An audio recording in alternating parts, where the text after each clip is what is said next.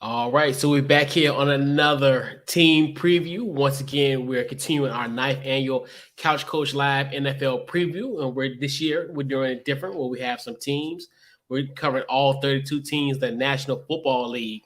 I got my guy Chris from the If I'm Being Honest podcast, representing the Atlanta Falcons. What's going on, Chris? Not much, man. How's it going? Pretty good, pretty good. And obviously, a lot has happened with this Atlanta Falcons team. I feel as though like if you were a child that was born in 2007, Mhm. Matt Ryan was synonymous to your existence, especially when it comes to Atlanta Falcons. So, and a lot has happened in this in this offseason with the Atlanta Falcons. So I For want your sure. take on the offseason, and then also what do you deem as your team's is the Falcons' biggest acquisition? For sure.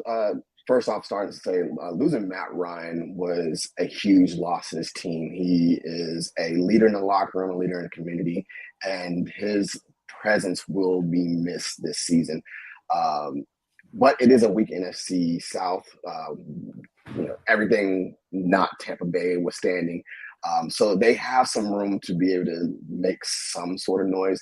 I think their biggest acquisition, in my opinion, is going to be wide receiver Brian Edwards. They got him a trade from the Las Vegas Raiders. He's going into his third year now. He was a draft pick that came in out of South Carolina, I believe. I'll say he was a third round draft pick back a few years back. And this guy's a big body receiver. He's a great route runner. When he came into the league, John Gruden called him the second coming of Randy Moss. So it's high praise from a coach who's been around for a while. The other acquisition I would say is probably Marcus Mariota. He's coming in. He's going to be pairing with Arthur Smith for the second time in his career. His best season he's ever had in his professional career came with Arthur Smith as his coach. So I expect for them to have some magic in the South as far as that pairing goes. Um, but yeah, that's what I'm going to say is probably the biggest acquisition. They did bring in a lot of good players, bringing in Casey Hayward Jr. from Las Vegas, and also Nick Kwiatkowski as far as linebackers. So they did bring in some good players, but I don't know if it's enough that's going to be able to see the team forward this season. Yeah, absolutely. Like you said, now this is somewhat of a especially a transition season for you guys. So, what do you deem as the biggest storyline heading to the season for this Atlanta Falcons team? Obviously, the biggest thing is how the team will react without Matt Ryan. Again, like you said, he's been there since 2007. He was a face that took over after the whole Michael Vick thing, and he's been there for the last, 14 years, 15 years. And I don't think that the team itself is ready to. I don't know who is going to be able to step up into that leadership role to be able to carry the team. I don't know if Mariota is going to be able to do it. It's yet to be seen, but that's going to be the biggest storyline: how they react with that loss. Yeah. And your thoughts on the offense? What do you deem as far as the outlook, and what can we expect from this Falcons team on the offensive side of the ball?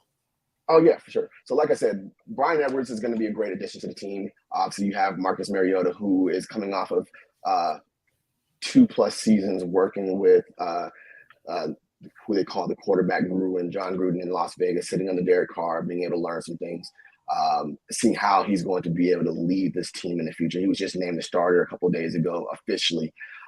You're going to pair Brian Edwards with Drake London, the number 8 overall draft pick from this year's draft.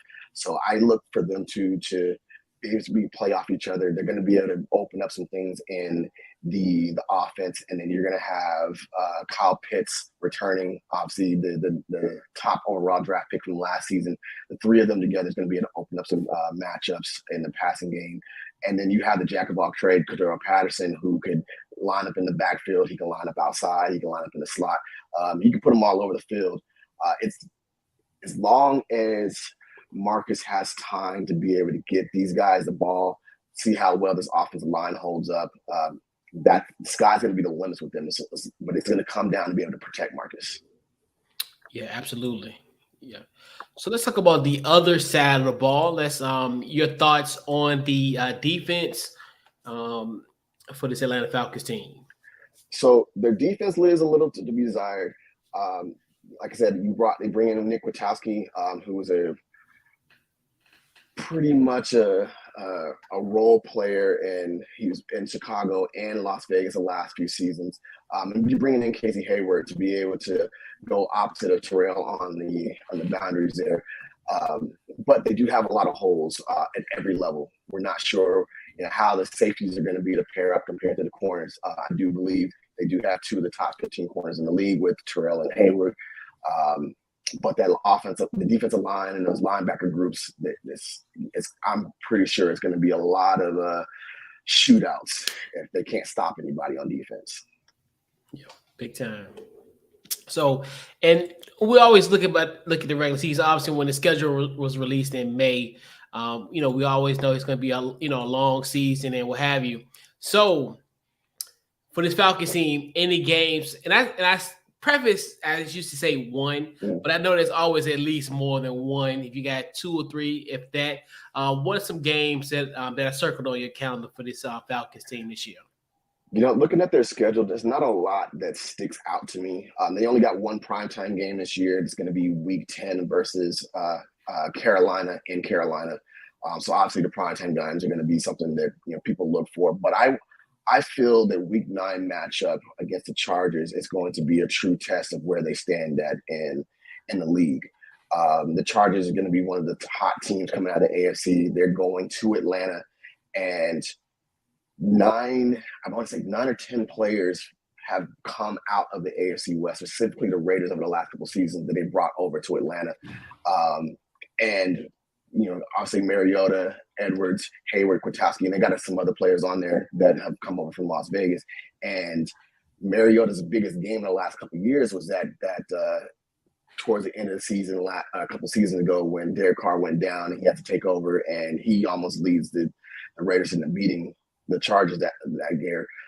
It came down to like the last minute in the fourth quarter. So we'll see how he is able to learn from that experience, be able to grow, and we'll see if this team is for real come Week 9. Because that's the make or break at that point. You're looking at the playoffs or you're looking towards that number 1 draft pick. Indeed. So November 27th gets the Commanders, huh? All right, that should be a good one. I circled that as a probable win for the Commanders. Again, it's all going to depend on how they react to that midseason matchup when they get to Washington. Yeah, absolutely. So, and countless. This is the $60 million question. So in 2022, the Atlanta Falcons will finish 6-11. I think they'll start off fast. They got a good couple matchups that they can go finish out the month of September 3-1 if things swing their way, especially with the news of Deshaun Watson being out for 6 games. They have Cleveland in that first, I would think Week 3, I believe they play them. So that's going to look pretty favorable to them. But once we get into October and November, the competition is going to rev up. They start playing more divisional games, more conference games, and I think that we're going to see them fall off quite a bit, and they're going to finish 6-11. Yeah, absolutely. So this puts a bow on our Atlanta Falcons preview. Definitely appreciate you for coming on, Chris, for stopping through, previewing the Falcons. Absolutely. So before we head out, social media plug, any upcoming projects to let the people know where they can find you. Oh, yeah. You can catch me at If I'm Being Honest podcast. We cover a lot of movies, TV shows, anime, all that good stuff. We go live on TikTok Wednesdays and Fridays at IIBH 60 Seconds. You can check us out there. And you can also tune into our website. We have merchandise, all the podcasts, all the social media links and everything at iibeinghonest.com. Okay.